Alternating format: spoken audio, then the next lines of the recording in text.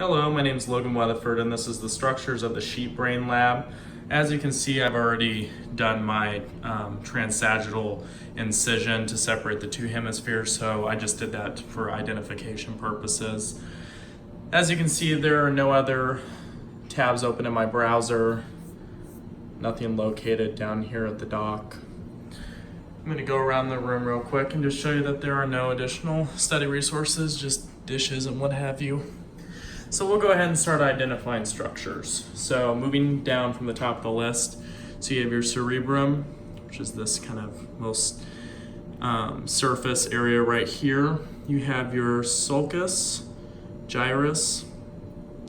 Down the middle, you're going to have that longitudinal cerebral fissure.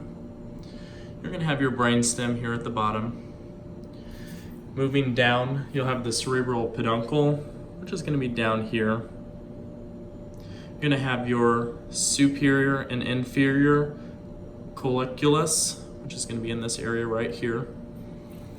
Moving down, you have your pons.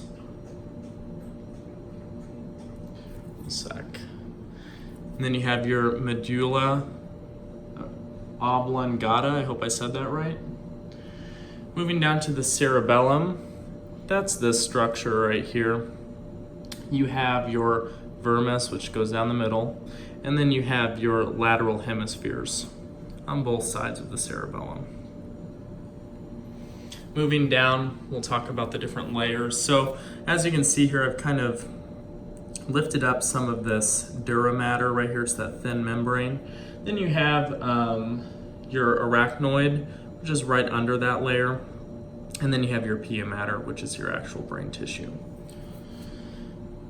All right, so your pituitary gland, it's going to be located down in this region also. We'll move on to the cranial nerves. I'm actually going to turn the specimen over. And the dorsal side of my specimen wasn't really the best. I looked at some pictures online of what it's supposed to look like, and it's kind of...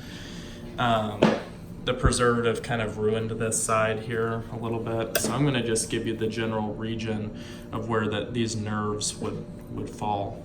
So starting off with the olfactory bulb, so that's gonna be this area right here. That's also where your olfactory nerve is gonna lie. Right under that, you're gonna have your optic nerve, which is right around this area. Moving down, you would have the optic chiasm, which that's gonna be connected to that optic nerve. And then you have the optic tract, which I couldn't really view that on this specimen. And moving down, you're gonna fall into that oculomotor nerve, which is gonna be kind of right below the optic nerve. Moving down, you're gonna have the trochlear. I don't really have a visible nerve.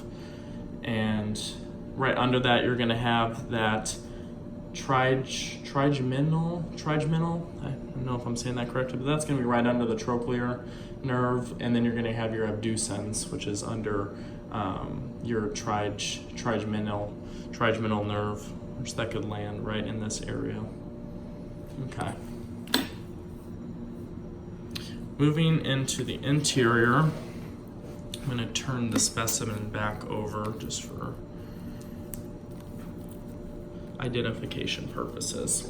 All right, so starting off the top of the mid-sagittal section, you're gonna have this kind of white looking tissue right here. That is the corpus callosum.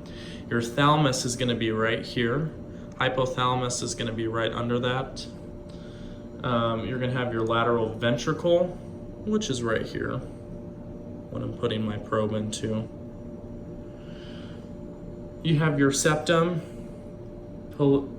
pellucidum, which is right here.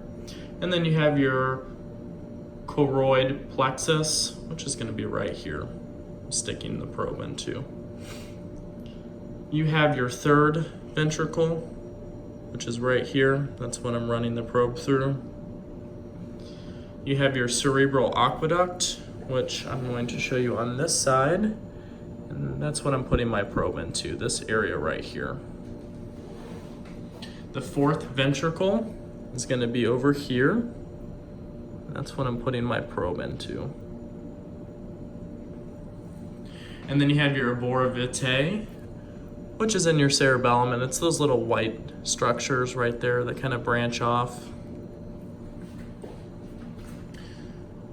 Moving down to the spinal cord, I cut a section of the spinal cord off.